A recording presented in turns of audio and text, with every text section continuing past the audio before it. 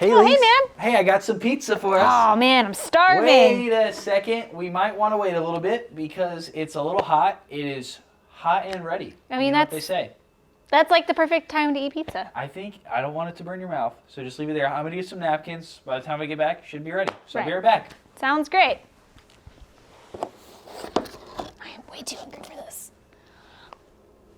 Wow!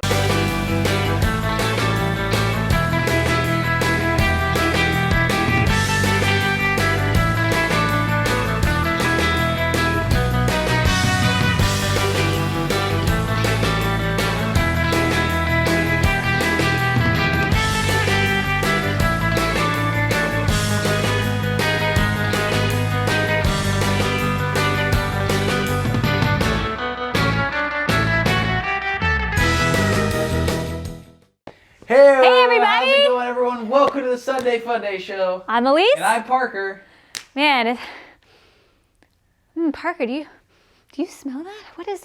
Oh, yeah, Elise. Oh, that smells delicious. What is... Yeah, those are my mom's recipe, world famous cupcakes. I just put them in the oven about 10 or 15 minutes ago. They should be... smell so good. Yeah, they'll be done in about 5 more minutes. It's not that much longer. Oh, they can't be done like now? Like, come on. Well, no, if I take them out too early, then they won't be good.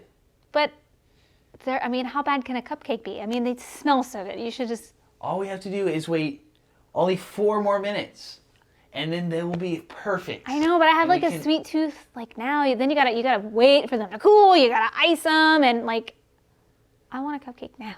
They're almost done, Elise. Fine. You know what? I believe they're delicious, but I missed breakfast. I am hungry. Those smell so good. And I want a cupcake now. So I'm going to go get a cupcake from the store. I'll be back, okay? Okay, well, I'll be here.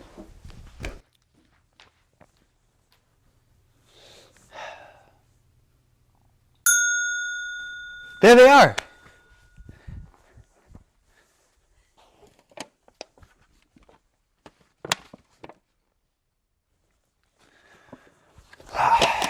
Yes, they're done. I can't wait. This is so good. Oh, those were so good. Hey, Parker. So I went to the store. I was going to get an awesome cupcake. What happened to you, man? Those cupcakes were really good. They still smell delicious, but they were out of cupcakes at the store. They were out of like my favorite one. So really? I guess I just gotta have one of yours then. Well, What? I ate all of them. At least I thought you were getting yours from the store. You ate all the cupcakes? Yeah, well, How many cupcakes did you make? 24. You ate 24 cupcakes. But that's beside the point. At least I told you if you waited that you could enjoy them with me, but you said you wanted to go get your own cupcake. So I ate them all because I was really hungry and they were delicious and they smelled really good. You know what? It's Bible story time. Oh my goodness, I'm so excited to be telling you the Bible story today. It's perfect timing because our story is all about patience. Patience is something that's really, really difficult for most people. In today's world, patience is hard because everything is instant. Instant messaging, instant downloads, you name it, it's instant. But have you ever wondered if maybe we're missing out on something? Like maybe there is something that we're losing because we aren't waiting for what God has in store for us. So let's check out what stories in the Bible that could help us with that. Okay, I'm so excited and ready to tell the story. I have my bucket of props and ready to go. Today's story is found in Genesis. And Genesis is such a great book of the Bible because it's where the story of God's people, the Israelites, begins. The Israelites started with Abraham, and God promised Abraham he and his family would be as numerous as the stars. And that's where our story kicks in. Our story is with Isaac, Abraham's son. So God blesses Isaac with an incredible wife named Rebekah. Wedded bliss. And then God decided to bless them with twin boys. So it became time for Rebekah to deliver the babies. And the first baby was born. And he didn't look like all other babies. He was born and he was red. And not only was he red, but he was hairy. So this is going to be our Esau. Esau was the baby's name, and Esau came from the Hebrew word red, right? Really original. So Esau was born first, and following Esau was his brother. And his brother was born really strangely, holding Esau's heel. So his name became Jacob. Jacob means to follow because he was second, and it also means heel. Ironic, right? So Rebecca was holding her baby boys, feeling so blessed, and she was so excited that they grew up loved and cared for. And then, as the boys grew up, they both became very different. Esau became much like his father. He loved hunting and fishing and going out and providing for his family.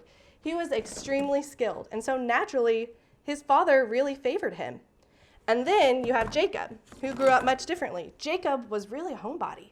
He wanted to stay home and hang out with his mom and clean and cook. Those are really the things that Jacob loved.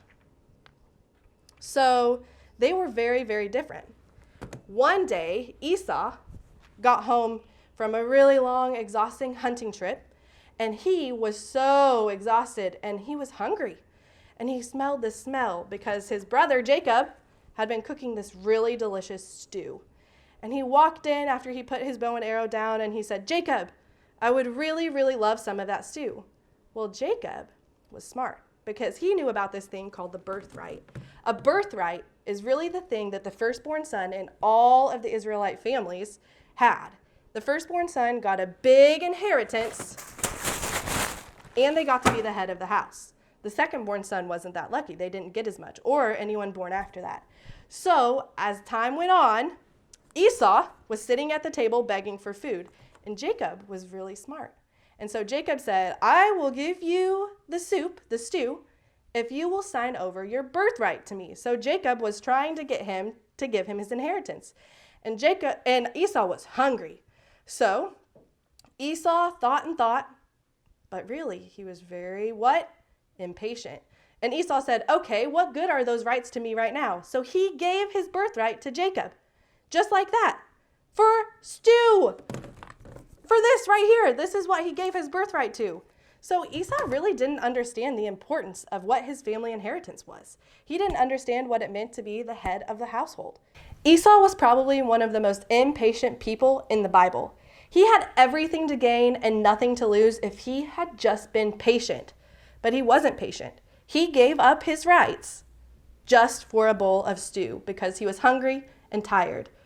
So sometimes we're really quick to judge Esau because of that, but how many of us have been like that? It is so difficult. But I have a tip. If you think of the word halt, are you hungry, angry, lonely, or tired? Because if you answer yes to one of those questions, chances are being patient is going to be really, really hard. But that should help. It also helps if you pray and you ask God for patience. And if that doesn't help, definitely go find someone else who'd be willing to talk about it with you. That's all I've got for today, but I hope that helps. Thanks. Wow. Man. That was a really great Bible story. It really was. Esau, he missed out on a lot. Yeah. And just for a bowl of soup. And it really goes to show that when you aren't patient, that you could really miss out on some cool things. You can. And hey, that kind of makes me think of our question. What could you miss out on when you choose not to wait? Like missing out on my mom's recipe world famous cupcakes. Yeah, I could have waited those 5 minutes. Yeah. But hey, talk about this, and we will see you next time on the Wait for it. Day Fun Day Show. See ya. See ya.